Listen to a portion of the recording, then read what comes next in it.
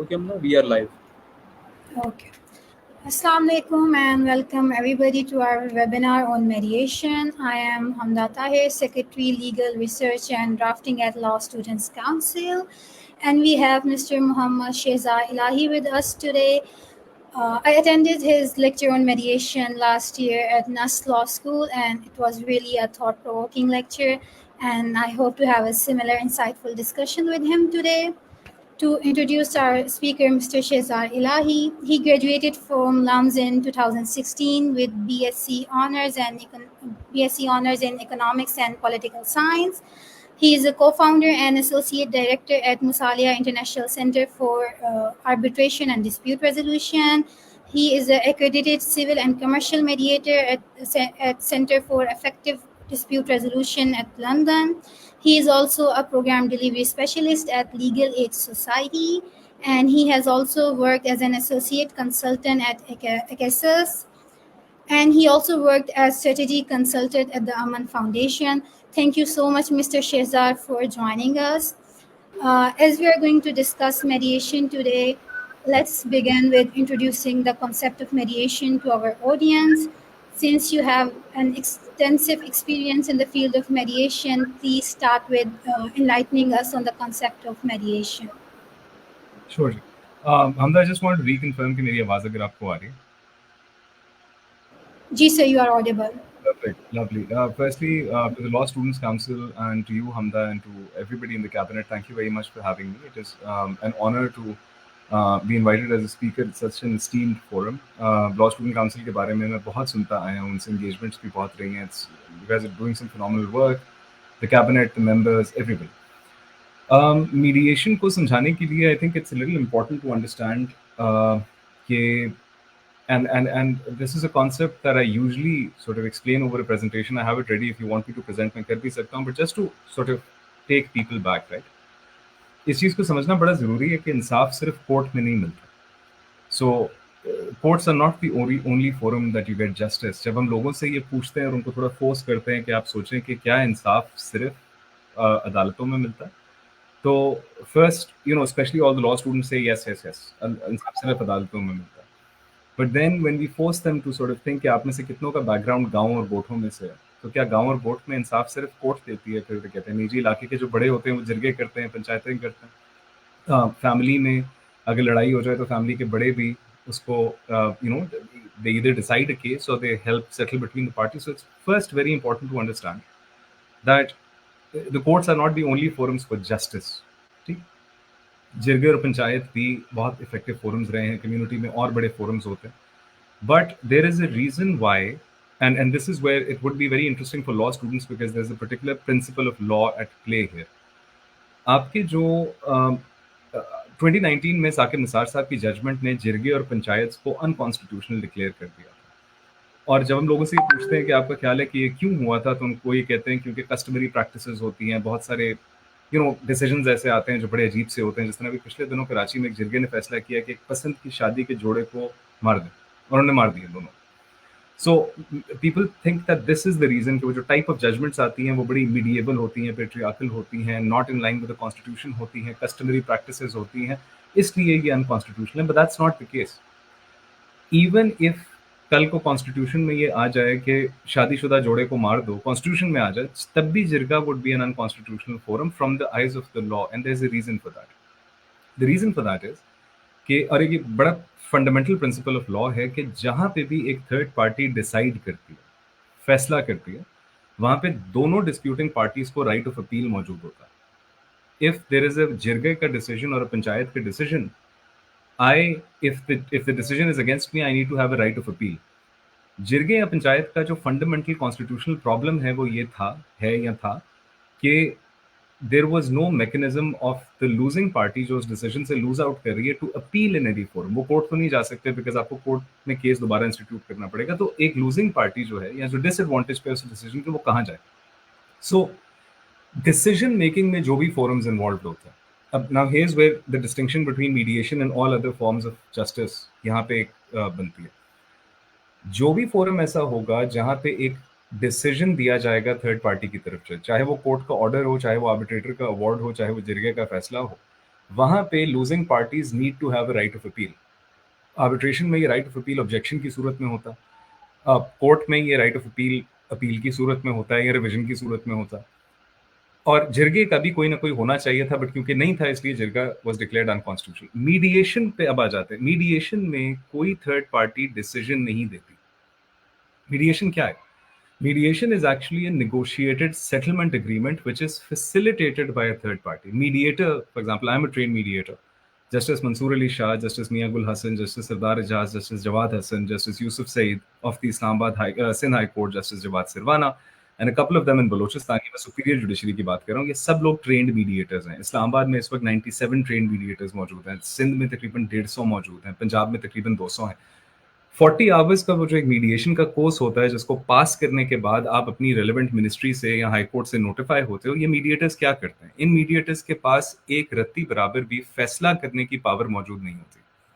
We can not give an opinion to a party, we can not decide the case, because as soon as हम decision making करना शुरू करते हैं, हम जिरगे या आर्बिट्रेशन की लाइन में घुस जाते हैं। Mediation is a forum where the two parties who are disputing with each other, उनमें कॉमन पॉइंट्स ढूंढे जाते हैं, उनके इमोशंस को बैलेंस किया जाता है, उनको रैशनली सोचने पे मजबूर किया जाता है, और फिर एक ऐसे ऑप्शंस क्रिएट किए जाते हैं through a third party facilitator कि दोनों पार्टीज को वो ऑप्शंस जो हैं वो जब राजी होते हैं तो पार्टीज खुद एक राजीनामा करती हैं, सेटल करती हैं। सो डिसीजन पार्टीज खुद लेती हैं। मीडिएटर सिर्फ उस नेगोशिएशन को या उस कॉम्प्रोमाइज को या उस सेटलमेंट को फैसिलिटेट करता। 80% of all global negotiations fail, चाहे वो फैमिली की मीडिएशन हो, चाहे दो कमर्शियल एंटिटीज में हो, चाहे जो दो मुल्कों में हो, नेगोशिएशंस अक्सर ब्रेक डाउन कर जाती हैं। वजह क्या होती है? इमोशंस बहुत हाइटेंड होते हैं। कमर्शियल केस में there is a lot of money on the table, family cases में कान भरने वाले लोग बहुत होते हैं। तो एक मीडिएटर की जरूरत पड़ती है कि आप थर्ड पार्टी बीच में आए जो इस पूरे नेगोशिएशन के प्रोसेस को फैसिलिटेट करे, अलग अलग बिठा के पार्टीज को कॉन्फिडेंशियलिटी में। अब मैं अगर आपको इसकी इंटरनेशनल एग्जांपल दूं, तो जो रोल कतर अभी अदा कर रहा है between Israel and Palestine, that is mediation. Qatar is not a decision making body, it is not an arbitrator. It is only mediating, it is facilitating a negotiation between Israel and Palestine. So that is what mediators do. That's the essence of mediation. It's a facilitated negotiation जो एक third party trend mediator करता है। ये trend mediator वकील भी हो सकता है, बिजनेस कम्युनिटी से ताल्लुक रख सकता है। For example, I am not a lawyer, I am a mediator. Gilgit Baltistan में हमने उलमा को, ट्राइबल एल्डर्स को, जो लोग पहले जिरगे करवाते थे, फैसले देते थे, उनको सुलह करवाना ये सिखाया process. So anybody can be a mediator. So that's, I hope that answers your question. Yes, sir. Moving forward to your own journey in mediation. Sir, back in the year when you started working in the field of mediation, mediation एक बहुत popular concept नहीं था, not even among the law students.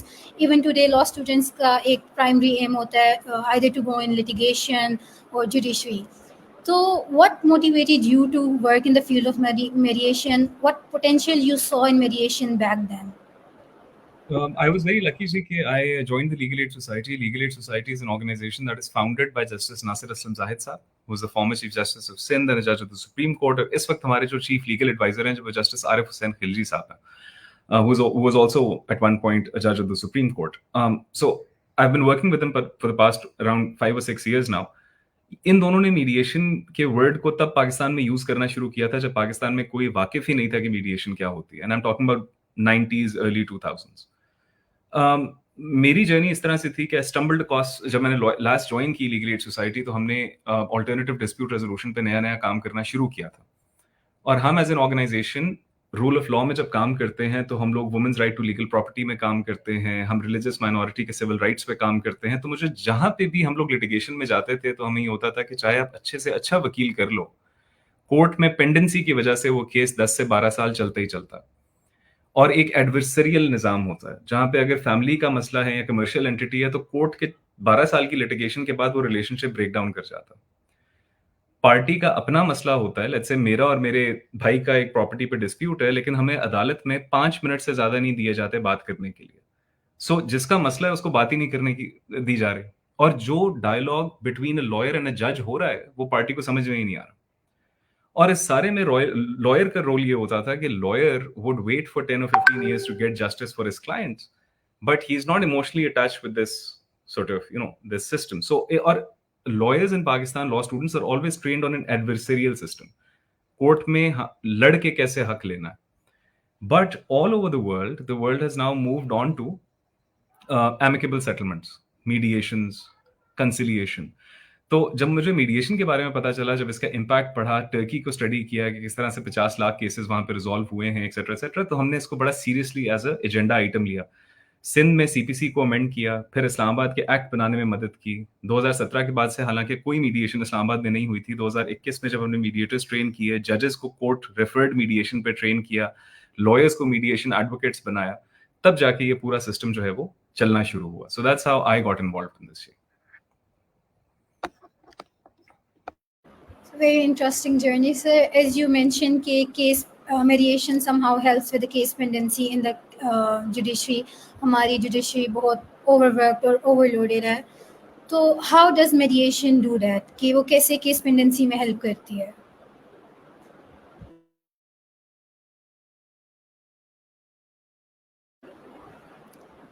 Sir, आप mute हैं. Your mic is muted.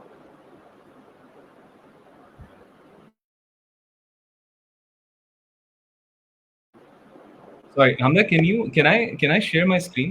Is that a possibility? Yeah. I think so. हाँ, मेरे पास तो आ रहा है ऑप्शन. Give me 1 minute जी, मुझे बताइएगा if you can see my screen. Let me see. Can you see this? It's not visible to me, but yes, I think you can share the screen. Because yeah, so I don't know if one of your audiences could just let us know via comments or something if you can see my screen. तो फिर मैं आगे चलूँ. It is visible now, sir. It is. Great, perfect. So to answer your question directly, and I would really like somebody to take a guess कि इस वक्त पाकिस्तान की कितनी है total pendency. But just to save time, इस वक्त पाकिस्तान में 2.4 million cases pending है. पाकिस्तान की टोटल अदालतों में गवादर से लेके स्कर्दू तक, ऊपर गिलगित तक, और यहाँ से पेशावर से या चमन से लेके लाहौर तक, all of the courts in Pakistan में there are 2.4 million pending cases. The total number of judges in Pakistan is 3,400. सिर्फ 3,400 जजेस ने इन 24 लाख केसेस का फैसला करना. So अब आपको समझ में आती है कि क्यों एक सिविल जज की एवरेज कॉज लिस्ट जो होती है वो 80 केसेस की, 60 केसेस की होती है. अब आप मुझे खुद बताएं, you're a human being, I am a human being. Is it possible between 8 a.m. to 3 p.m. to listen to 60 cases? और अगर आप assume करते हैं कि हर केस में सिर्फ 2 disputing parties हैं, to listen to 120 disputing parties, their evidence, their claims, their pleadings, and then deliver justice to 60 people in a day, 120 people in a day, हो नहीं सकता. It's humanly impossible. और अगर ये कहते हैं कि जी इसका सोल्यूशन ये है कि आप जजेस बढ़ा दें, तो मैं ये भी ऑडियंस को बताता चलूं कि इस वक्त पाकिस्तान में जो सैंक्शन स्ट्रेंथ है, जो पोजीशंस हैं, वो पोजीशंस हैं 4,000. सो 600 जजेस अभी भी कम है, क्योंकि लोग यहाँ जजेस बन नहीं पा रहे, एग्जाम क्वालिफाई नहीं कर रहे, या जजेस बनना नहीं चाह रहे, because nobody wants to be a जज. If I ask you do you want to be a जज, when you see that you will have to listen to 100 cases a day, you will probably be there for a year और फिर आप छोड़ के चली जाएंगे, जो अक्सर होता है. And then to also say कि जज काम नहीं कर रहे, ये भी गलत है. 1.6 मिलियन केसेस इन जजेस ने रिजॉल्व किए हैं सिर्फ एक साल में, विच इज 2023. उसके बावजूद आपकी पेंडेंसी 2.4 मिलियन की है. क्यों? क्योंकि नए केसेस आ रहे हैं. कितने आ रहे हैं वो मैं आपको भी बताता हूँ. इस सारे ये बॉटल नेक में हम अभी फंसे हैं. इस बॉटल नेक की वजह से law and justice commission of Pakistan के डेटा के मुताबिक एक सिविल केस में ऑन एवरेज 15 साल लगता है. 15 years it takes on average to resolve the dispute. Okay, now let's move on to something very interesting. इस वक्त ये हाल है हमारी जुडिशरी का. जिरगा पंचायत आपने अनकॉन्स्टिट्यूशनल डिक्लेयर कर दी. सो अब हर बंदा अपने छोटे से छोटे मसले के लिए भी, रेंट एंड एविक्शन का केस है, किसी ने किसी के लाख रुपए वापस करने, किसी ने किसी के सर पे डंडा मार दिया, किसी ने किसी को गाली दे दी, ये तमाम वो केसेस हैं जो आइडियली कोर्ट जाने ही नहीं चाहिए. ये इसमें सेटलमेंट की गुंजाइश होती है. पार्टीज को थोड़ा सा आप ये एहसास दिलाते हो कि कोर्ट जाओगे तो फंस जाओगे और डिसीजन आपके फेवर में आ जाएगा, they are willing to settle. But क्योंकि कोई और फोरम अवेलेबल नहीं है, इसलिए ये सारे cases, 85,000 cases a month are entering your courts. और ये वही कोर्ट्स हैं जहाँ पे 24 लाख केसेस पेंडिंग है. और इस कोर्ट से निकलने का वाहिद तरीका ये है कि ट्रायल एंड जजमेंट हो, ट्रायल कंप्लीट हो और जजमेंट आए. And the funny thing is, these are the disputes. अब आप पढ़ लें बेशक, family, land disputes, rent and eviction, recovery of money, service matters, petty criminal matters and specific performance. ये आपके वो केसेस हैं जो 70% ऑफ केस पेंडेंसी है पाकिस्तान के.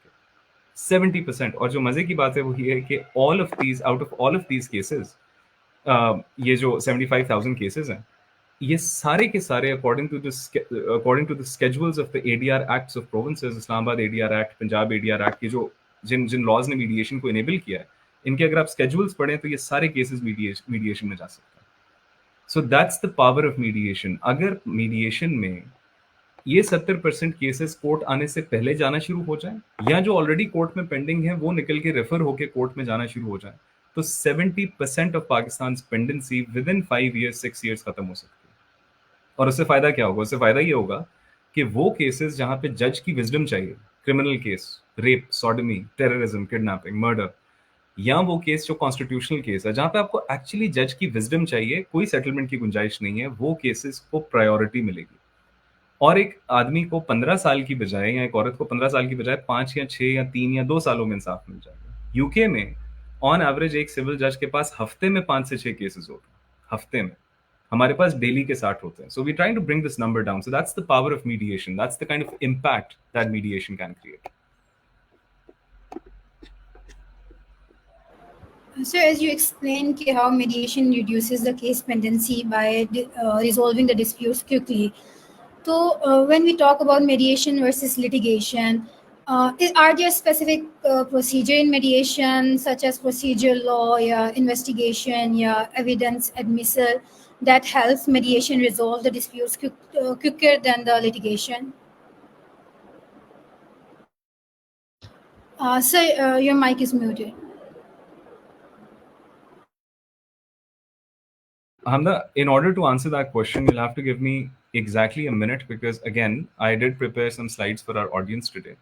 So I think that it would be really helpful to sort of understand through an example कि court और mediation में exactly फर्क क्या है. But until I look it up, मैं आपको Sir, take your time. Sure. But just to explain to you, because audience is of course listening, मैं उनका time नहीं ज़ाया करना चाह रहा. Mediation में law का ताल्लुक, basically mediation में, if you think about it, mediation has nothing to do with the law, nothing to do with the precedent, nothing to do with any of these things. Mediation is simply about the interest of the parties. ये parties के interest के बारे में, इनमें law या precedent का कोई लेना देना नहीं है। सिर्फ ये है कि जो settlement agreement जिन terms पे आप settle कर रहे हो, वो terms ultra wise to the constitution नहीं होनी चाहिए। That's it. उसके अलावा हमारे पास इस तरह की भी मीडिएशंस आई हैं कि जिसमें 2-2, 3-3 करोड़ रुपए के, 25-25 करोड़ रुपए के क्लेम्स थे, और वो तमाम क्लेम्स ओवर एन अपॉलजी खत्म हो गए कि जी मीडिएटर के सामने फलां पार्टी मेरे से माफी मांग ले तो मैं ये केस फॉरगो करने को तैयार हूँ। अब ये क्यों होता है? ये इसलिए होता है क्योंकि पार्टी का इंटरेस्ट कुछ और होता है। जो क्लेम होता है, claim is something very different. मैं if I was to sort of show you an example, we do an entire course on this. For example, by the way, वो लोग जो इंटरेस्टेड हैं ये कोर्स करने के लिए, I'd like to tell you कि मीडिएशन एडवोकेसी का कोर्स हम लोग करवाते हैं, MIC ADR करवाता है फेडरल जुडिशियल एकेडमी के साथ, which is open for law students. Mediation advocacy अब इस्लामाबाद में under the Islamabad high court mediation practice direction rules civil cases 2023 एक स्पेशलाइजेशन बन चुकी है। Only lawyers can be mediation advocate. और एक मीडिएशन एडवोकेट क्या होता है? मीडिएशन एडवोकेट वो होता है, वो वकील होता है जिसको मीडिएशन के प्रोसेस का A to Z पता होता है, उसको नेगोशिएट और बार्गेन करना आता है, और वो अपने क्लाइंट्स को फीस लेके मीडिएशन में रिप्रेजेंट कर सकता है और एक बेहतर सेटलमेंट उसके लिए कर सकता है। सो हम लोग ये बाकायदा इसके ऊपर जो कोर्स करवाते हैं, मैं उसमें से 2-3 स्लाइड्स आपको प्रेजेंट करके दिखा रहा हूँ। I am sure these are going to be very beneficial for your audience. So again, let me know if you guys can see my screen.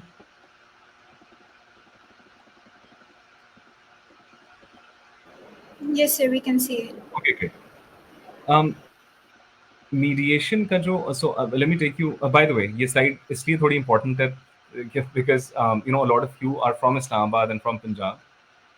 If you guys guess, can you guys guess कि इनमें से कितने लोग हैं, इनमें से ये जो जजेस आपके सामने हैं, जो इंशाल्लाह अगले चीफ जस्टिस भी हैं, ये सीनियर जजेस हैं, इनमें से कितने लोग एक्रेडिटेड मीडिएटर्स हैं जिन्होंने मीडिएशन तकरीबन आज से 6-10 साल पहले अपनी एक्रेडिटेशन करवाई?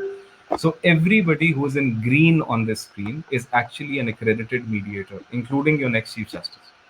So अब जुडिशरी का पूरा के पूरा मूड चेंज हो रहा है कि हम लिटिगेशन पे अब इतना ज़्यादा बिलीव नहीं करते। सिर्फ हम वो केसेस लेंगे जिसमें जज की विजडम चाहिए, बाकी सब केसेस को मीडिएशन में भेजेंगे जहाँ पे पार्टीज सेटल करने के लिए राजी हों। Now, if I was to explain to you how mediation works, जो उसके कोर प्रिंसिपल्स हैं। देखिए थोड़ा सा मैं यहाँ पे so this is essentially really important slide. Court और मीडिएशन में क्या फर्क है? Court is about the law, it's about the president. आप क्या करते हैं जब आप एक केस की तैयारी करने जाते हैं? आप कानून को समझते हैं, एसओपीज को समझते हैं, कोई बायलॉज हैं उनको समझते हैं। अपने केस को जब आप तैयार कर रहे होते हैं, आप जुडिशियल प्रेसिडेंट पढ़ के जाते हैं। आपको पता है कि कोर्ट का प्रोसीजर इन बहुत कॉम्प्लेक्स होता है। एवरेज इंसान कोर्ट को एक्सेस नहीं कर सकता। स्पेसिफिक एसओपीज होती हैं, कॉम्प्लेक्स डॉक्यूमेंटेशन होती है। जैसा कि मैंने कहा कि जो आपका क्लाइंट है वो और आप और जो जज साहब बात कर रहे होते हैं, उनकी क्लाइंट को समझ ही नहीं आ रही होती लीगल लैंग्वेज, बहुत कॉम्प्लिकेटेड होती है। Mediation is all about the issue, it's about the interest of the parties, not the claim. Claim और इंटरेस्ट में क्या फर्क है, अभी मैं आपको समझाता हूँ 2 मिनट। सिंपल प्रोसीजर होता है, कम से कम एसओपीज होती हैं, ना होने के बराबर डॉक्यूमेंटेशन होती है और तकरीबन ना होने के बराबर लीगल लैंग्वेज होती है। लेकिन एक मीडिएशन में लॉयर का रोल बड़ा अहम है। अगर एक पार्टी बगैर लॉयर के मीडिएशन में जाती है तो वो जिस टर्म्स पे सेटल करती है वो शायद टर्म्स उसके इंटरेस्ट को पूरी तरह सेटिस्फाई ना करें, विच इज वाई हम ऑलवेज इंकरेज करते हैं कि लॉयर्स मीडिएशन में अपने क्लाइंट्स को रिप्रेजेंट करें और बेशक उसमें ज्यादा फीस चार्ज करें। क्यों मैं कह रहा हूँ ज्यादा फीस चार्ज करें? क्योंकि कोर्ट का केस 15 साल चलता है, एक मीडिएशन 30 डेज चलती है, 30 days 30। So if you are able to get your client justice in 30 days, आप you are giving your client time value for money. आप 30 दिन में उसको रिलीफ प्रोवाइड कर रहे हैं। अगर आप यूके चली जाएं, यूएस चले जाएं, टर्की चले जाएं, सिंगापुर चले जाएं, जो सेटलमेंट लॉयर्स होते हैं, जो सेटलमेंट के स्पेशलिस्ट लॉयर्स होते हैं, वो एक्चुअली ज्यादा फीस चार्ज करते हैं as oppose to a trial lawyer. Pakistan में सेटलमेंट लॉयर का कॉन्सेप्ट ही नहीं, अब मीडिएशन एडवोकेसी का कॉन्सेप्ट आया। So I urge all of the audiences to consider becoming a mediation advocate and charge a higher fee for your client कि भाई मैं तुम्हें 30 दिन में रिलीफ दूंगा, I will settle the matter, I will represent you, और अगर settlement तुम्हारे इंटरेस्ट की बेसिस पे होगी बट मैं फीस तुमसे ज्यादा लूंगा, they will pay you. We've had these examples. We've trained 950 lawyers as mediation advocates so far. But in order to understand the difference between a claim and an interest, right? I'm sure आप में काफी सारे audiences ने Titanic देखी भी होगी and you're well aware of the concept of an iceberg. So जो iceberg होता है वो पानी की सतह से जो ऊपर नजर आ रहा होता है वो सिर्फ 10 से 15% या उससे भी कम होता है, 5% उसकी टिप नजर आ रही होती है। जो एक्चुअल बला होती है वो पानी के नीचे होती है, आप उसको देख नहीं पाते, राइट? द क्लेम जिसके ऊपर आप कोर्ट में, आप लॉयर्स कोर्ट में 15-15 20-20 साल लड़ते हैं कि ये 25 करोड़ की प्रॉपर्टी मेरी है या उसकी है, ये 1 करोड़ तुमने देना है या मैंने देना है, ये इसने किया ये उसने किया, राइट्स तुम्हारे हैं मेरे, ये क्लेम्स हैं। ये इंटरेस्ट ऑफ द पार्टीज नहीं है जिनके ऊपर लड़ाई होती है। अगर ये इंटरेस्ट ऑफ द पार्टीज होते तो अपील दर अपील ना होती। सो अगर एक फैसले के बाद आप इंटरेस्ट सेटिस्फाई कर दें पार्टी के तो वो कभी भी अपील में नहीं जाएगा। तो अपील होती क्यों है? क्योंकि किसी ना किसी को लगता है कि मेरे इंटरेस्ट फुलफिल नहीं है। ये what I am saying. Interest क्या होता है? These are the interest in any case. आप उसको हाथ लगा लें, सिवाय वो कॉन्स्टिट्यूशनल और नॉन कंपाउंडेबल क्रिमिनल केसेस के अलावा, ये तमाम केसेस में, चाहे वो कमर्शियल हो, सिविल हो, फैमिली हो, ये इंटरेस्ट होता है, ईगो होता है, अना होती है। आप में से कितने लोगों ने सुना है कि मैं इसको कोर्ट ले जाऊंगा, मैं इसकी शक्ल देखना चाहता हूं जब मैं इसको कोर्ट लेके जाता हूँ? ये what I am saying. Ego. लोग अपनी अना के लिए, लोग, मैं जिस गांव से ताल्लुक रखता हूँ उस गांव में जब घास कटाई का मौसम आता है, जब फसल कटती है ताजी ताजी, लोगों के पास कैश आता है तो एफआईआरें बढ़ जाती हैं। लोग पुराने बदले निकालने के लिए एक दूसरे पे एफआईआरें करा देते हैं। ये क्या है? ये अना है सिर्फ कि मैं अगले बंदे को फंसाना चाह रहा हूँ। Relationships, fear, past, money, circumstances, these are your interest. Court का इंटरेस्ट से कोई लेना देना नहीं। Court does not care about your ego, it doesn't care about your relationship. Court ने फैसला करना है लॉ और प्रेसिडेंट की बेसिस पे, बट वो आपके इंटरेस्ट को सेटिस्फाई नहीं करेगी। Mediation is all about your interest. Mediator जो होता है वो मीडिएशन एडवोकेट्स की मदद से, दोनों पार्टीज के एडवोकेट्स की मदद से, पार्टीज के एक्चुअल इंटरेस्ट को आइडेंटिफाई करता है कि क्या आपकी ईगो का मसला है, रिलेशनशिप का मसला है, पास्ट में ऐसा क्या हुआ था। सो वो पूरे, इसीलिए वो 30 डेज का टाइम होता है, मल्टीपल सेशंस होते हैं, सुबह 9 बजे चलते हैं, शाम 5 बजे खत्म होते हैं। जब इंटरेस्ट आइडेंटिफाई होते हैं फिर ऑप्शंस बनती हैं टू सेटल द मैटर, और वो ऑप्शंस क्लेम की बेसिस पे नहीं बनती, वो इंटरेस्ट की बेसिस पे बनती है। दैट इज वाई मेरा जो सेंटर है MICADR अब तक 450 केसेस हैंडल कर चुका है इन द लास्ट 4 मंथ्स। हमें एक केस में भी इन्फोर्समेंट की कंप्लेंट नहीं है, एक में भी। एंड एज पर लॉ हमने सेटलमेंट एग्रीमेंट को ऑर्डर ऑफ द कोर्ट बनाया। ऑर्डर ऑफ द कोर्ट में इन्फोर्समेंट या एग्जीक्यूशन के इश्यूज आ सकते थे, हर तीसरे केस में आते हैं। एक में भी नहीं आया। क्यों? क्योंकि पार्टीज के इंटरेस्ट सेटिस्फाइड थे और पार्टीज ने खुद फैसला किया था, किसी थर्ड पार्टी ने फैसला नहीं किया। सो दैट्स बेसिकली दोज, वो जो आप पूछ रही थी ना कि क्या टिप्स एंड ट्रिक्स होते हैं, और जो मीडिएशन का जो अपना प्रोसेस होता है वो बड़ा खूबसूरत प्रोसेस है। तो if I was to explain the process to you, this is what the process looks like. एक मीडिएटर दोनों पार्टी से पहले प्राइवेटली मिलता है, एक पार्टी से अलग, दूसरी पार्टी से अलग, उनके डिस्प्यूट को अंडरस्टैंड करने की कोशिश करता है, उनके इंटरेस्ट को अंडरस्टैंड करने की कोशिश करता है। फिर दोनों पार्टियों को आमने सामने बिठाता है एक ही कमरे में, और 5 मिनट के लिए उन्हें कहता है कि आप एक दूसरे के सामने अपनी ओपनिंग स्टेटमेंट देते हैं। उसके बाद दोनों पार्टीज अलग अलग फिर कमरों में चली जाती हैं, और ये कॉन्फिडेंशियल साउंड प्रूफ रूम्स होते हैं जिसमें एक और दूसरे रूम में आवाज नहीं आती। इसमें पार्टीज एक दूसरे को गालियां भी देती हैं, एडमिशन ऑफ गिल्ट भी होता है, बट इट्स ऑल कॉन्फिडेंशियल, सो उनका एक इमोशनल कथारसिस हो जाता है। और उसके बाद जब ऑप्शंस निकलते हैं, लोग रैशनली सोचना शुरू करते हैं, ऑप्शन जब एक अच्छी निकल आती है जिसपे दोनों पार्टीज एग्री करती हैं, फिर वो पार्टीज को वापस एक जॉइंट मीटिंग में बिठाता है।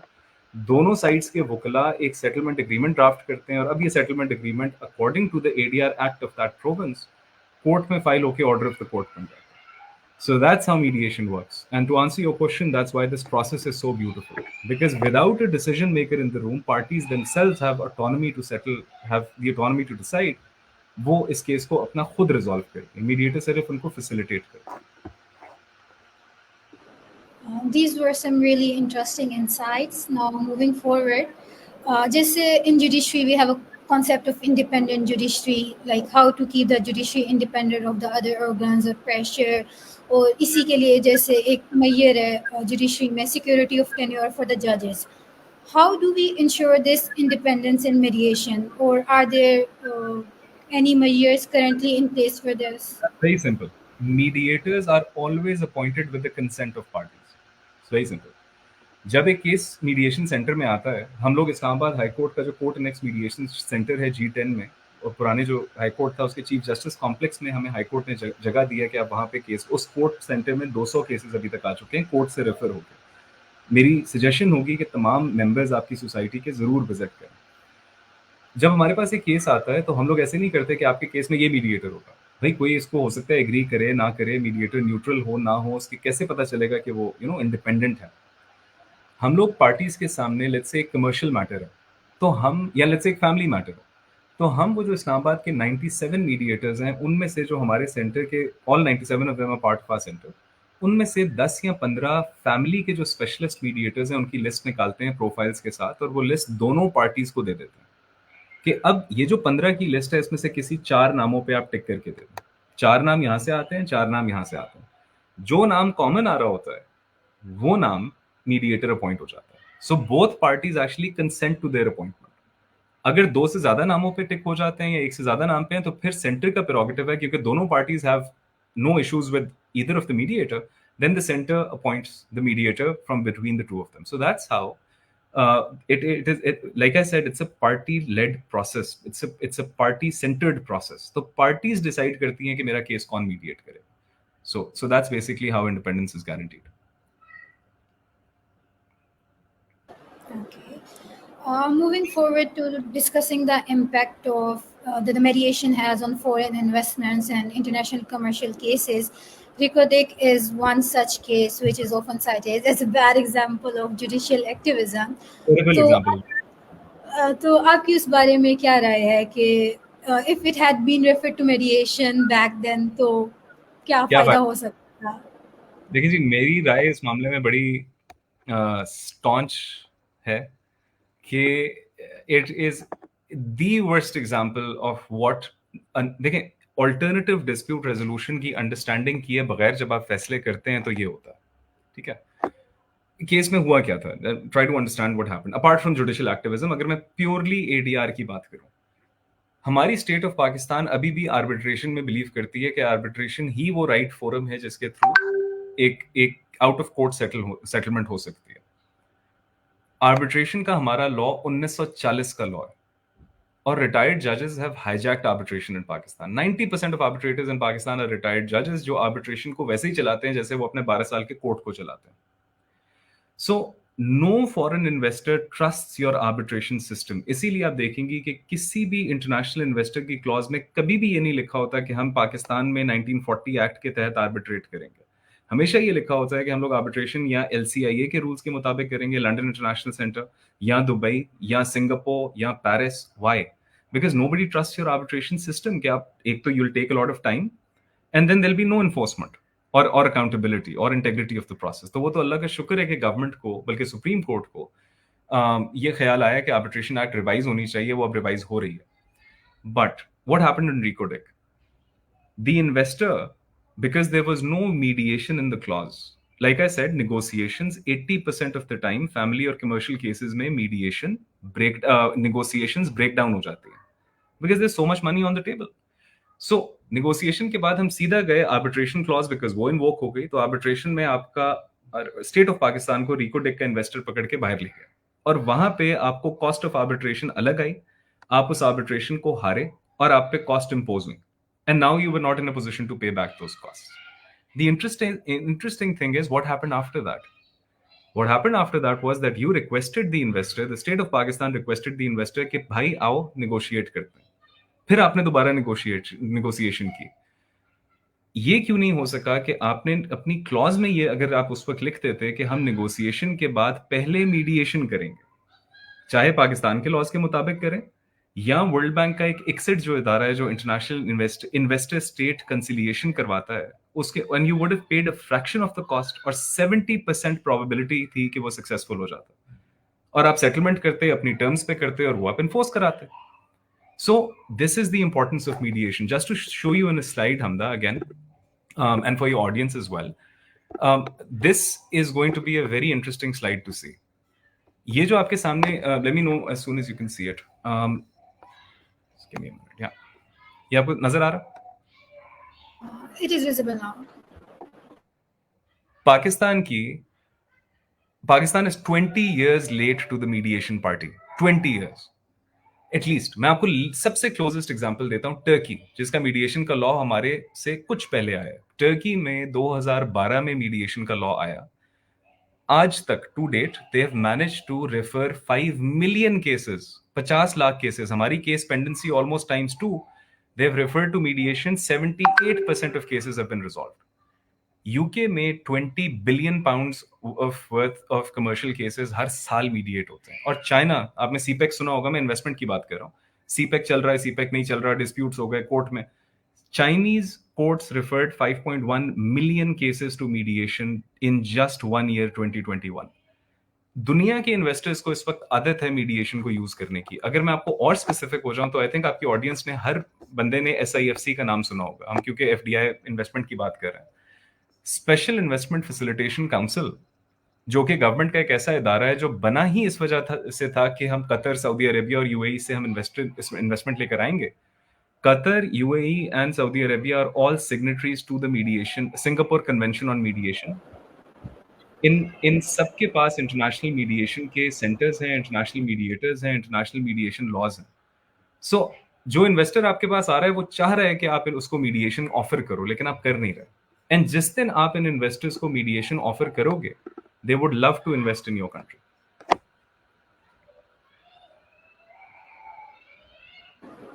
Okay, sir. Moving forward, as already discussed, कि strictly constitutional और criminal cases जो हैं वो mediation को refer नहीं होते, लेकिन even in some civil cases, the breach or offense is so grave that warrants a penalty.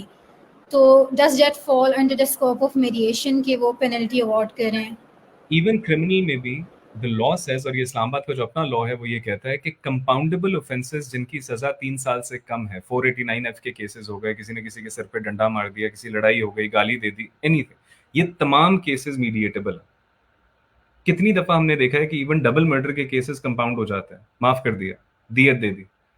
जहां पे भी सेटलमेंट की गुंजाइश मौजूद है वहां पे मीडिएशन अलाउड है, सिवाय non compoundable criminal cases, so heinous crimes for example, या कॉन्स्टिट्यूशनल केसेस। आप कॉन्स्टिट्यूशन पे मीडिएट नहीं कर सकते कि जी ये लॉ ये कह रहा है, फलां पार्टी कहती है जी हम दोनों एग्री कर रहे हैं कि ये लॉ, नहीं, it has to be the wisdom of the जज।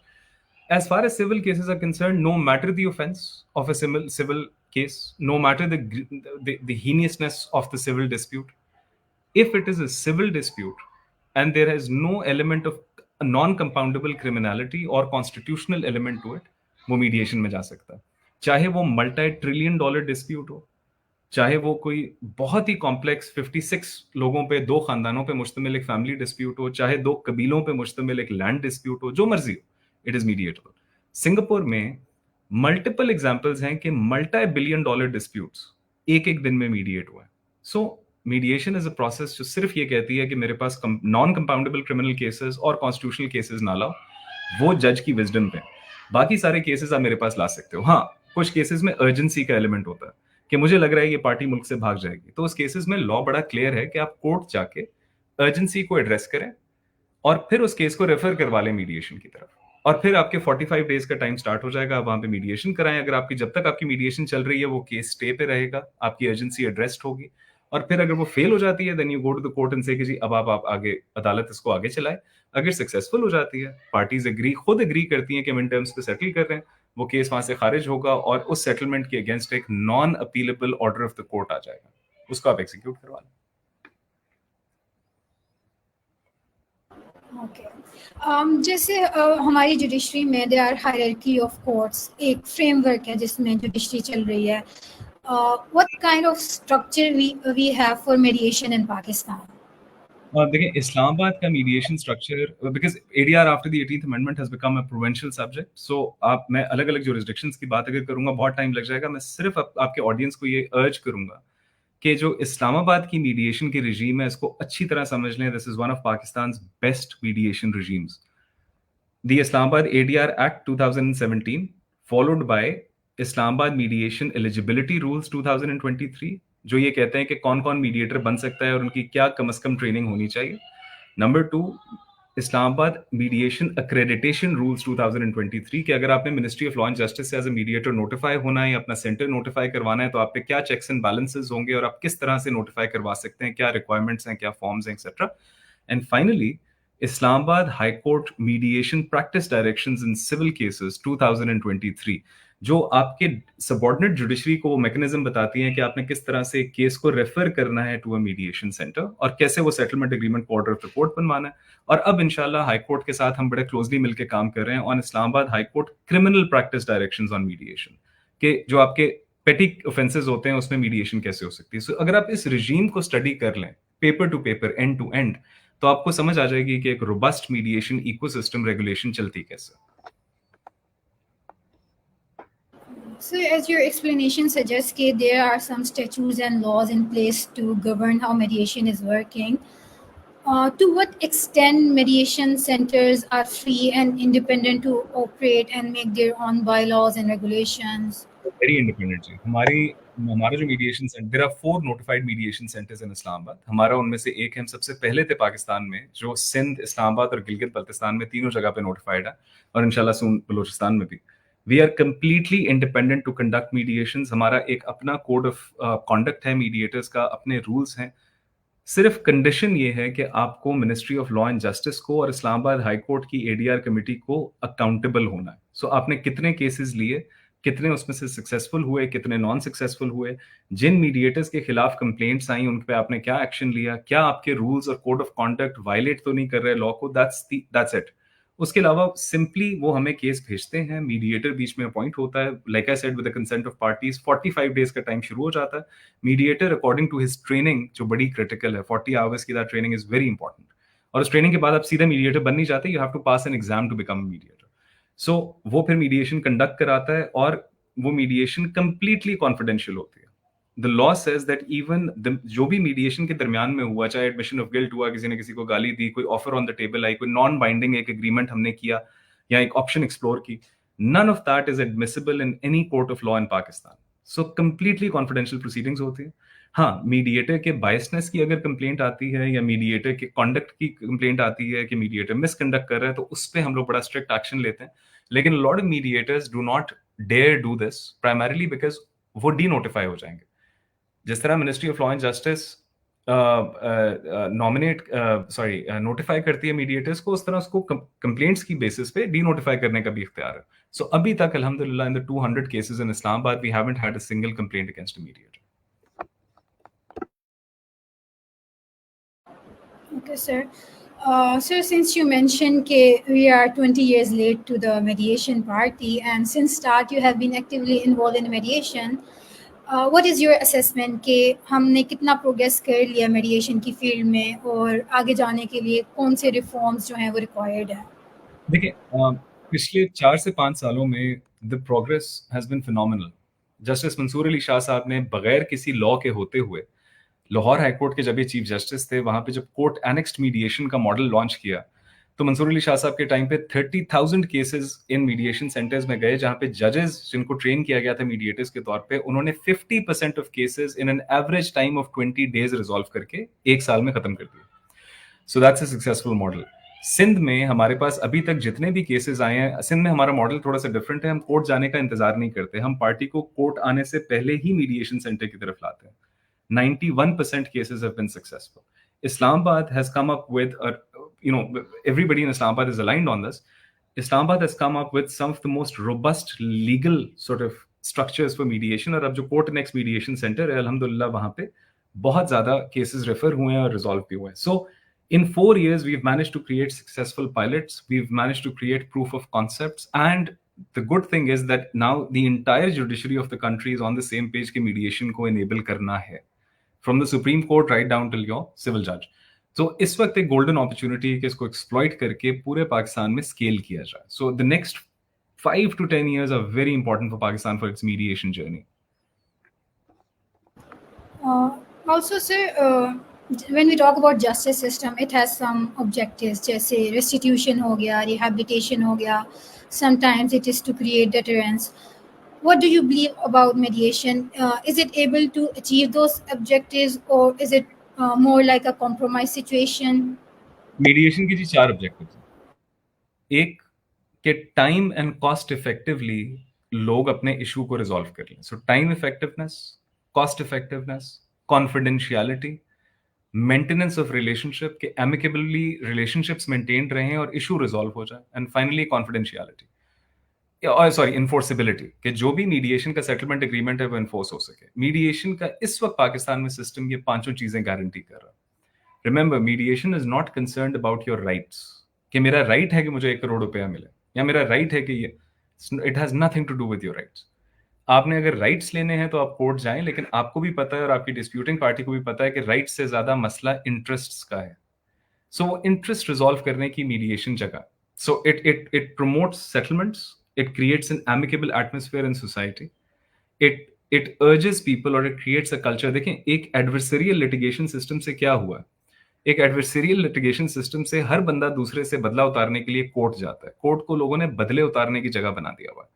आपकी सोसाइटी में छोटी सी कोई बात होती है, छोटी सी, एक दूसरे को लोग गिरबान से पकड़ के कोर्ट लेके चले जाते हैं। So what has happened, people are using this system to be vengeful. लड़ाइयां बढ़ रही हैं बात करने की लोगों में। अभी देख लें अपने पॉलिटिकल सेटअप में आपके क्या हो रहा है। अगर आपके पॉलिटिकल सेटअप में क्या बात करने की किसी में गुंजाइश बाकी रही है, नहीं रही, क्या कोई किसी से बात करने के लिए तैयार है, नहीं, किसी की सुनने के लिए तैयार है, नहीं। Why, where is everybody going, they going to the court, क्योंकि लड़ रहे हैं।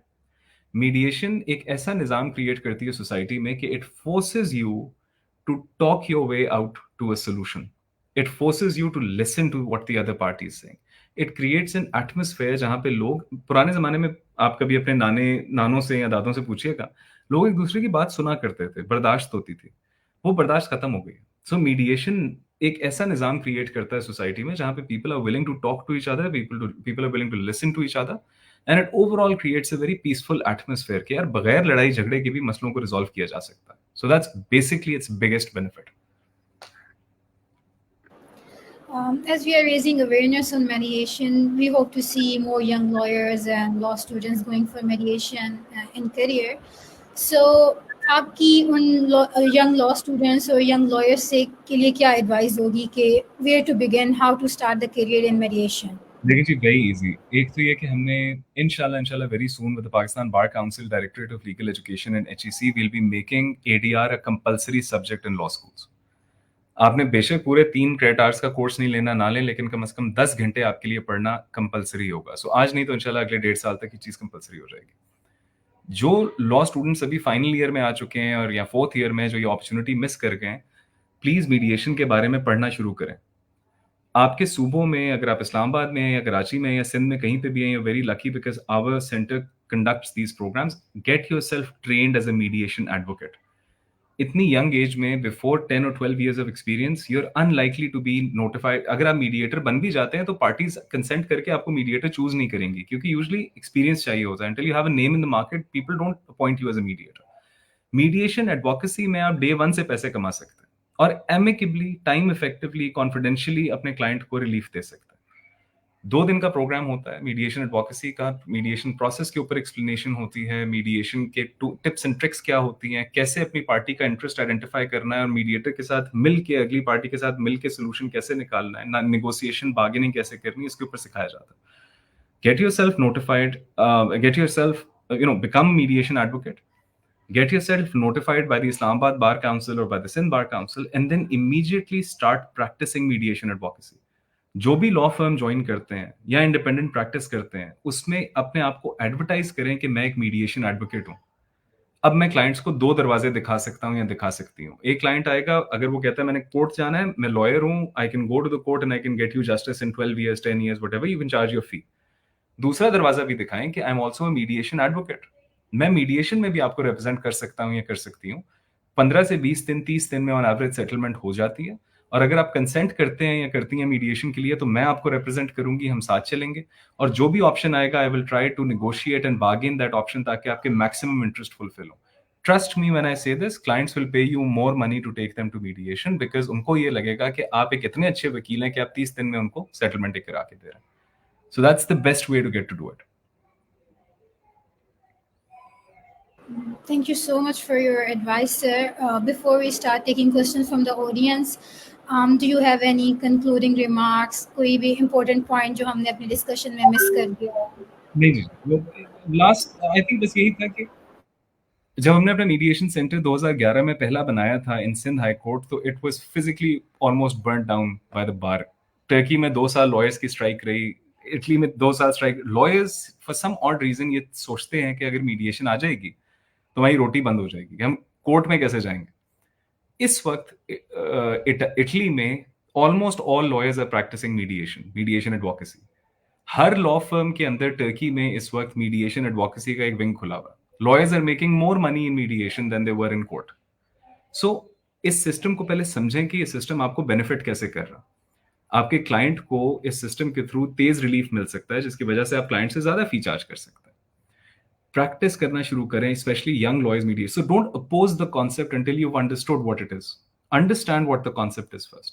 And please also understand कि this is a national cause. हम बहुत अरसे तक ये सिस्टम जुडिशियल मेंटेन नहीं कर सकते. हम बॉटलनेक पे आए हैं, आज 15 साल लगते हैं, कल को 30 साल लगेंगे एक सिविल केस को रिजॉल्व करने में.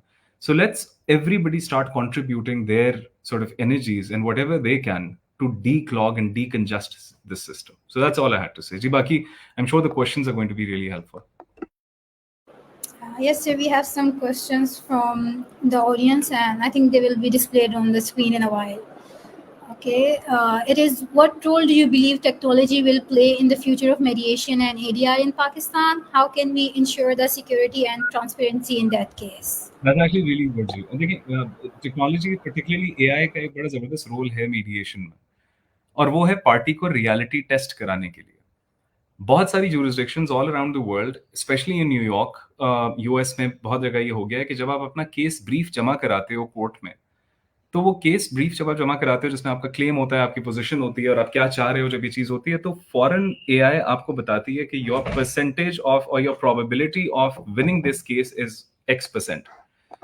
तो अगर आपकी probability of winning the case 31% होगी या 40% या 49% होगी, you will immediately opt for mediation. So AI can enable people or can encourage people to use mediation. Also, mediators are using artificial intelligence a lot now. वो AI को इसलिए use कर रहे हैं because जब आप एक मुश्किल complex चीज में फंस जाते हो, so AI gives you a lot of questions to ask parties ताकि वो mediation आगे चल सके. As far as transparency and security in a case is concerned, देखें, in any case law ये कहता है कि mediation is confidential. So you can't take any minutes, you can't do any recordings of that mediation. So mediation itself is a process जो बड़ा confidential है. So transparency and security तो वैसे ही होती है.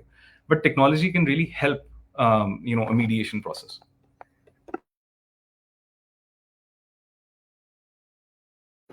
We have another question. What about commercial courts? Are they helping in resolving cases? Commercial courts का जी बड़ा एक अच्छा इनिशिएटिव लिया गया था, पंजाब में भी थे, कराची में भी इन्होंने आना। कमर्शियल कोर्ट्स, देखें, you need to understand at the end of the day commercial courts are also courts. इसकी यही एग्जांपल है कि 2019 में जस्टिस सलाउद्दीन पंवर की जजमेंट के बाद gender based violence court separate हो गए थे। और क्यों हुआ था कि जी जीबीवी के जो केसेस हैं, रेप, सॉडमी के, डोमेस्टिक वायलेंस के, वो हम तेज चलाएंगे। लेकिन आज हम देखते हैं कि जेंडर बेस्ड वायलेंस कोर्ट्स में आज भी तकरीबन लॉ कहता है 4 महीने में रेप का केस खत्म होगा, आज भी सिंध में तकरीबन 16, 17, 18, 19 महीने लग जाते हैं। It's not about creating more courts. The solution is not creating more tribunals. The solution is not creating more courts. The solution is not, creating more statutory bodies or hiring more judges. The solution is alternative platforms. Court में अभी भी party adversarial होगी, अभी भी वही जज होगा, जज की ट्रेनिंग्स होंगी कमर्शियल लेवल पे, वो एक अलग डिबेट ऑल टुगेदर है। बट अगर आप कोर्ट्स और बना देंगे, इतने केसेस और आ रहे हैं कि वो कोर्ट्स भी क्लॉग हो जाएंगे। You need to provide alternatives to parties outside of the court, जहां पे तेज और amicable settlements हो सके. So that's the objective. More courts is not the answer.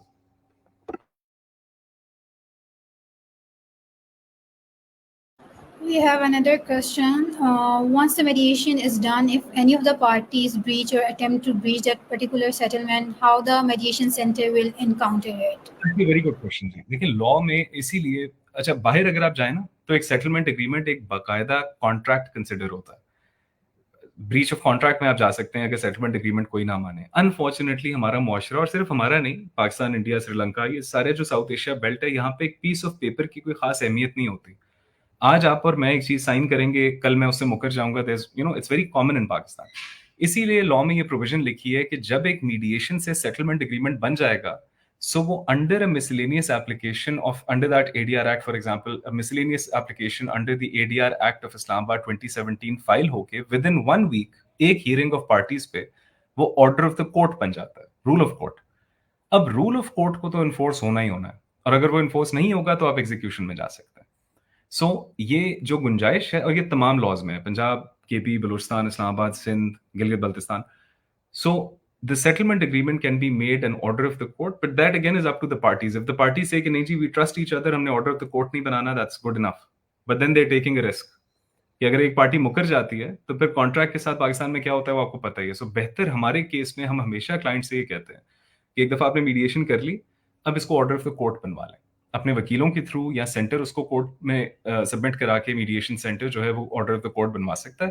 एक पार्टीज की हियरिंग होती है जिसमें सिर्फ जज ये डिटरमिन करता है कि अंडर ड्यूरेस तो नहीं हुआ था, इसमें कोई मैल इंटेंट तो इन्वॉल्व नहीं है, या इसमें कोई ऐसी चीज इस सेटलमेंट एग्रीमेंट में नहीं है which is ultra vires to the constitution. अगर तो नहीं है, वो एक हफ्ते के अंदर ऑर्डर ऑफ द कोर्ट बन जाएगा, non appealable.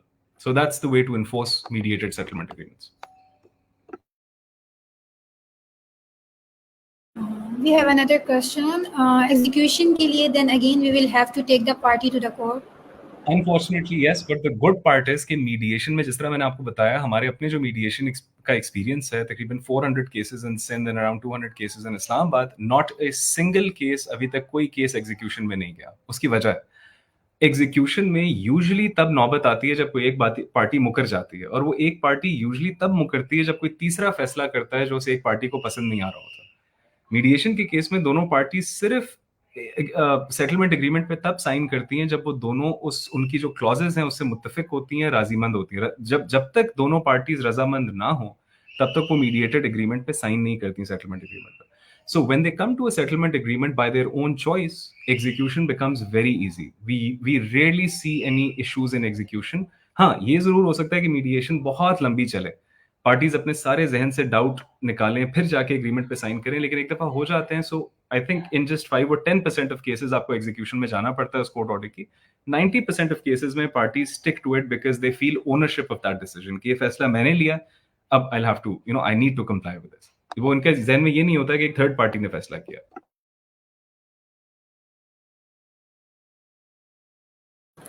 We have another question.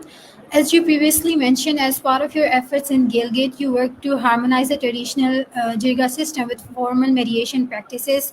Can you share how this blending process works? What kind of obstacles did you face? What methods and initiatives have been used, and what trends have emerged as a result of these efforts? I'd really like to thank Hafsa for this question. So, हर इलाके की dynamic बड़ी different होती है। गिलगित बल्तिस्तान में specially जो south की तरफ regions हैं, चिलास, तियामीर, वहाँ पे एक जिरगे का निज़ाम बड़ा एक्टिव निज़ाम है। अपर कम्युनिटीज़ में गिलगित में अगर आप हुंजा, गिज़र, रस्तोर वगैरह चले जाएँ, वहाँ पे मीडिएशंस होती हैं। और जो इस्माइली कम्युनिटी है वो 1940 से मीडिएशन कराती हुई आ रही है। Now what we did was कि वहाँ पे हमने वकीलों को मीडिएटर ट्रेन नहीं किया। वहाँ पे हमने जिरगे के जो लोग जिरगा करवाते थे उनको मीडिएटर ट्रेन किया। उलमा को मीडिएटर ट्रेन किया। हर मकतबा फ़िक्र से उलमा हमने लिए, अहले तशी से भी लिए, इस्माइलियों से भी लिए, सुन्नियों से भी लिए और उनके मदारिस को लिखा कि आप अपने 3-3 उलमा को नॉमिनेट करें, हम उनको मीडिएटर्स बनाना चाह रहे हैं। कम्युनिटी के जो लीडर्स होते हैं, कम्युनिटी के एल्डर्स ऑफ द कम्युनिटी होते हैं, उनको मीडिएटर्स ट्रेन किया। उर्दू में वो मीडिएशन का कोर्स दिया गया इंटरनेशनल स्टैंडर्ड में 40 आवर्स का और उनको सिखाया क्या गया? उनको ये सिखाया गया कि आप अपनी कैपेसिटी में एज़ अ जिरगे का मेंबर और एज़ अ बड़ा ऑफ अ कम्युनिटी पहले फैसला किया करते थे। अब हम आपको आपके टूल बॉक्स में एक नया टूल दे रहे हैं कि अब आपने सुलह कैसे करवानी है। आप अपनी सोशल अथॉरिटी को यूज करें, जो लोग आपको ट्रस्ट करते हैं उस ट्रस्ट को यूज करें, लेकिन अब फैसला ना करवाएं। कोशिश करें कि इन दोनों में सुलह हो जाए, सुलह को फैसिलिटेट करें। आप यकीन करें, इतने बड़े बड़े disputes in Gilgit Baltistan which could have resulted in sectarian violence, बाप और बेटे में बड़े कॉम्प्लिकेटेड जमीन या प्रॉपर्टी के तनाजे were resolved in the matter of days through these people now conducting सुलहs। हम जब हाई कोर्ट के जजेस को अभी हमने एक एक्सपोजर विजिट के लिए भी took them to Gilgit Baltistan and there was an आलिम एन उलमा फ्रॉम द उलमा फ्रेटर्निटी जिन्होंने कहा कि जी अब मीडिएटर बनने के बाद मैं क्या करता हूँ कि मैं दोनों पार्टी से कहता हूँ देखिए अगर मैं फैसला करूंगा तो मैं शरई फैसला करूंगा, आपको मानना पड़ेगा, लेकिन क्योंकि मैं एक मीडिएटर हूं तो मैं एक आपको सुलह की अपॉर्चुनिटी दे रहा हूं, आप अपना फैसला खुद करें, मैं आपको फैसिलिटेट करूंगा। और उसने कहा वो कॉम्प्लिकेटेड लैंड का केस 1 हफ्ते में दोनों पार्टीज ने खुद डिसाइड किया कि हम कैसे करना चाह रहे हैं, मैंने सिर्फ उनको फैसिलिटेट किया। So mediation has huge potential to actually revive your Jirga system, but in a different way. Now the Jirga members will not take a decision. Now they will use their social authority to create amicable peace between communities and people. यही चीज replicable हो सकती है बलूचिस्तान की tribal community में, आपके फाटा belt में, जहां जहां जिरगे का सिस्टम ज्यादा मजबूत है वहां पे मीडिएशन जिरगे जो जिरगा करवाते हैं उनको मीडिएटर्स ट्रेन करने की जरूरत है। It will be one of the most successful justice systems. और आपको कोई अपील दर अपील उसका उस प्रोसेस को, and it will also be constitutional because the people are now not giving the decision, they are actually facilitating settlements. तो it's actually a very very good system. हमने पहले जब हमने जगह के मेंबर्स को ट्रेन करना शुरू किया, पहले बहुत ऑपोजिशन आई कि ये कैसे हो सकता है जी, जब तक हम फैसला नहीं करेंगे कैसे पार्टीज हल करेंगी। बट ये जो 5 दिन की ट्रेनिंग है ना, it actually changes your life, it changes the way that you think about a dispute. So by the end of it they said कि जी एक्चुअली तो हमें ये करना चाहिए कि सुलह तो इससे होती है, केस एक्चुअली जड़ से इससे खत्म होता है। क्योंकि जब हम डिसीजन देते हैं तो एक तो हमारे कंधों में बड़ा बोझ होता है उस डिसीजन का, और दूसरा पार्टी एक मानती है, दूसरे को मनवाना पड़ता है। इस केस में दोनों पार्टियां मानती हैं because it's their decision. So that's how we did face opposition, but at the end of the day, people loved the system. So now we are scaling it up in Gilgit-Baltistan, inshallah. We have another question. How does power imbalance affect the mediation process? Are any steps necessarily taken by the mediator to avoid or balance the situation? Again, a very good question. I'm very glad we have very informed audience. यहाँ शायद ये सारे वो mediators हैं जो छुप छुप के like यहाँ पे आ गए हैं और सुन रहे हैं। पावर इम्बैलेंस जो होता है ना जी, कोर्ट में पावर इम्बैलेंस बड़ा खुल के प्ले आउट कर सकता है। उसकी वजह ये है कि एक तीसरे बंदे ने फैसला करना। अब उस फैसले को मैं कभी पैसे से इन्फ्लुएंस कर सकता हूँ, कभी थ्रेट दे के इन्फ्लुएंस कर सकता हूँ, कभी किसी तरह इन्फ्लुएंस कर सकता हूँ, कभी पार्टी को डरा सकता हूँ, बिकॉज मुझे भी पता है मेरे बड़े बहुत स्टेक्स हैं। मीडिएशन में दोनों पार्ट, एक तो ये कि मीडिएशन इज अ प्रोसेस जहां पे किसी थर्ड पार्टी ने फैसला नहीं करना। दूसरी चीज ये कि मीडिएशन में मीडिएटर की जो ट्रेनिंग होती है वो इतनी मतलब बारीक होती है कि मीडिएटर को ये भी अलाउड नहीं होता कि वो किसी एक की कुर्सी को किसी की कुर्सी के ऊपर से मतलब ऊंचा करे। दूसरा, मीडिएशन एक ऐसा प्रोसेस है जहां पे 80% ऑफ द टाइम दो पार्टीज आमने सामने बैठी नहीं होती। अब इमेजिन करें कि एक सीईओ वर्सेस अ जैनिटर का केस है। कंपनी के सीईओ ने एक जैनिटर को रॉन्गफुली डिसमिस किया, वो दोनों कोर्ट आ गए। एक कोर्ट में एक सूट टाई में एक सीईओ साहब खड़े हुए हैं और साथ में उनका मुंशी खड़ा हुआ है, और एक जगह वो बेचारे जैनिटर खड़े हुए हैं। मीडिएटर में अब 90% of the time chances are कि खुली कचहरी में वो बेचारा जैनिटर खुल के बोल ही नहीं सकेगा। मीडिएशन में वो दो सेपरेट कमरों में बैठे हुए हैं और मीडिएटर जितना टाइम उस जैनिटर को दे रहा है उतना ही टाइम वो सीईओ को दे रहा है, बिकॉज मीडिएटर का कोई इंटरेस्ट नहीं है। मीडिएटर का सिर्फ इंटरेस्ट ये है कि दोनों किसी एक सोल्यूशन पे आ जाए। So it's actually in the mediation process where the janitor or the weaker party feels empowered कि मुझे भी उतना ही सुना जा रहा है, मेरी भी बात को उतना ही सीरियस लिया जा रहा है, और terms of the settlement agreement में मेरी भी क्लॉजेस ऐड की जा रही हैं जिस तरह से मैं चाह रहा हूँ ये रिजॉल्व हो. सो पावर इम्बैलेंस के केसेस में mediation is actually the most appropriate forum, because वो कॉन्फिडेंशियलिटी गारंटी करता है और वो पावर को प्ले आउट ही नहीं होने देता कमरे में. So that's my answer to the question. We have another question. Malified intention plays a grave role in non-execution, which is unfortunately the case in many suits. Agree जी. हमने एक analysis किया था. हमने इस्लामाबाद में जितने पेंडिंग 35,000 इस वक्त सिर्फ इस्लामाबाद में पेंडिंग डिस्प्यूट्स हैं डिस्ट्रिक्ट जुडिशरी में, हमने ये अंदाजा लगाया, ये हमारी रिसर्च थी कि 30% of all disputes are frivolous litigation. लोग स्टे लेना चाह रहे हैं, कोर्ट का गलत फायदा उठाना चाह रहे हैं, लिटिगेशन को पेंड करना चाह रहे हैं, उनकी इंटेंशंस मैलिफाइड है. अनफॉर्चुनेटली दोस 30% ऑफ केसेस अगर वो मीडिएशन में आ भी जाएं, वो मीडिएशन अनसक्सेसफुल होगी. मीडिएशन एक्चुअली उन केसेस का रेजोल्यूशन का फोरम है जहां पे दोनों पार्टीज कह रहे हैं भाई हमें कोर्ट से जान छुड़ाओ या हमने कोर्ट नहीं जाना, हम बात करने को तैयार हैं. सो that's where mediation is most appropriate. Like I said, not every case can go to mediation. So yes, इस तरह के बहुत सारे civil cases आएंगे या family आएंगे जहां पे malified intentions हैं या जहां पे frivolous litigation है. हम जब जजेस को ट्रेन करते हैं कि आपने कौन सा केस मीडिएशन में भेजना है, तो हम यही कहते हैं कि अगर आपको पता चल जाए कि फ्रिवलस लिटिगेशन है या मैलिफाइड इंटेंशंस हैं, तो कोशिश करें उसको रेफर ना करें, क्योंकि कोई फायदा नहीं है. जहां से दोनों पार्टीज के पास थोड़ी सी भी सेटलमेंट की गुंजाइश है, वहां पे उसको रेफर करें. So that's basically what it is.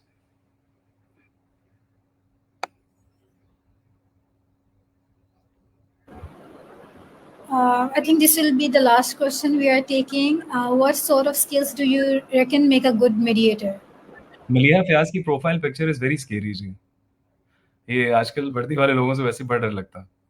But so patience, you need to be very very patient, because एक मीडिएटर का काम अगली पार्टी का इमोशनल कथारसिस करना भी होता है. I have been in family cases जहां पे parties have broken down in front of me, they have cried, they have abused the other party like anything, उन्होंने गुस्से निकाले हैं. सो मीडिएटर को, अगर आप एक ठंडे इंसान है और ठंडे तबीयत के इंसान है और आपको कभी कभी गुस्सा आता है, तो फिर आप एक अच्छे मीडिएटर बन सकते हैं. Number 2, you need to be an excellent active listener. एक लिसनिंग होती है कि मैं आपकी बात सुन रहा हूँ, एक लिसनिंग होती है कि मैं बिल्कुल आपकी बात सुन रहा हूँ. मैं एक एक चीज जो आप बोल रहे हैं, I am listening to it, I am observing it, I am acknowledging it, and you feel listen to. So if you are a good active listener, if you are patient, you can be a really really really excellent mediator. If and also you need to believe that there is an amicable solution to problems. अगर आप ये believe ही नहीं करते और आप एक ऐसे वकील हैं जिनको लगता है सिर्फ लड़के इंसाफ मिल सकता है, तो then you're not suited for mediation. Then you'll probably make an excellent trial judge. But if you want to be an excellent settlement lawyer or a mediator especially, so you have to have that aptitude कि नहीं यार, amicable settlements are important. And the most final thing, ये बिल्कुल final dignity of a human being अगर आप respect नहीं करते, तो you can't ever be a good mediator, because mediation का process एक इंसान की dignity को elevate करता है. मेरे सामने बैठी हुई पार्टी चाहे एक janitor है, चाहे एक beggar है, चाहे एक weak party है, चाहे whatever it is, I need to give them the same amount of attention, time, and energy as I would give to a stronger, powerful party. So you need to be very, very cognizant of a man's or a woman's dignity. So if you are, you'll be an excellent mediator. But अगर आप ऐसे हैं कि you have this bit of arrogance in you, and weaker parties, एक weak party है, just like यार, whatever. So you probably won't make a good mediator. I am being communicated that we have one last question, if you allow us. Maybe, please, of course. Okay. It is, how does mediation adapt to different types of conflicts, such as commercial disputes, family disputes, or community conflicts? देखिए, एक तो ये कि mediation is a set of skills. Mediation एक skill set है. वो skill set I have mediated commercial disputes और mediated family disputes. हमारे पास ऐसे मीडिएटर्स हैं जिन्होंने एक क्रिमिनल केस भी मीडिएट किया है, वो अगले दिन एक कमर्शियल करते हैं, अगले दिन एक फैमिली करते हैं. So because mediation is a skill set, you can apply it to any dispute, because हर डिस्प्यूट के जो कोर फंडामेंटल एलिमेंट्स होते हैं वो सेम होता है. क्लेम अलग होता है, इंटरेस्ट अलग होता है, पार्टीज की ईगो होती है, इमोशंस होते हैं, ये सारी चीजें कॉमन होती हैं, और पार्टी अपनी पोजीशंस में इंट्रेंच्ड होती हैं और उनके इंटरेस्ट की तरफ उनको लाना होता है. In every case this is standard in a mediation. But in more technical cases, अगर वो एक ऐसा कमर्शियल डिस्प्यूट है, लेट्स से, कि जो एनर्जी से रिलेटेड है, ऑयल एंड गैस सेक्टर से रिलेटेड है, और दोनों parties are technical firms, let's say एक ऑयल एक्सप्लोरेशन कंपनी है वर्सेस एक ड्रिलिंग इक्विपमेंट की कंपनी है, और वो जिन टर्म्स में बात कर रहे हैं, अगर मुझे वो टर्म्स आती ही नहीं है, तो I am probably not suited for that mediation. तो उसमें बेहतर होता है कि अगर ऑयल एंड गैस के एक्सपीरियंस वाला कोई मीडिएटर आए जिसका पुराना एक्सपीरियंस हो। So that's basically how it is. It matters on the complication of a case. Overall, the 40 hours course and some experience with mediation give you enough skills to mediate any kind of disputes. But for highly technical cases, it is always advisable to have mediators with some specialist knowledge of that subject. I think that's all. Thank you so much, sir, for joining us, and thank you to the audience for attending today's webinar. We were honored to have Mr. Muhammad Shehzad Ilahi with us. His invaluable insights into the mediation has provided us with comprehensive understanding of potential and importance of mediation in Pakistan. As we move forward, it is clear that mediation will definitely play an important role in dispute resolution, and we are looking forward to these developments unfold.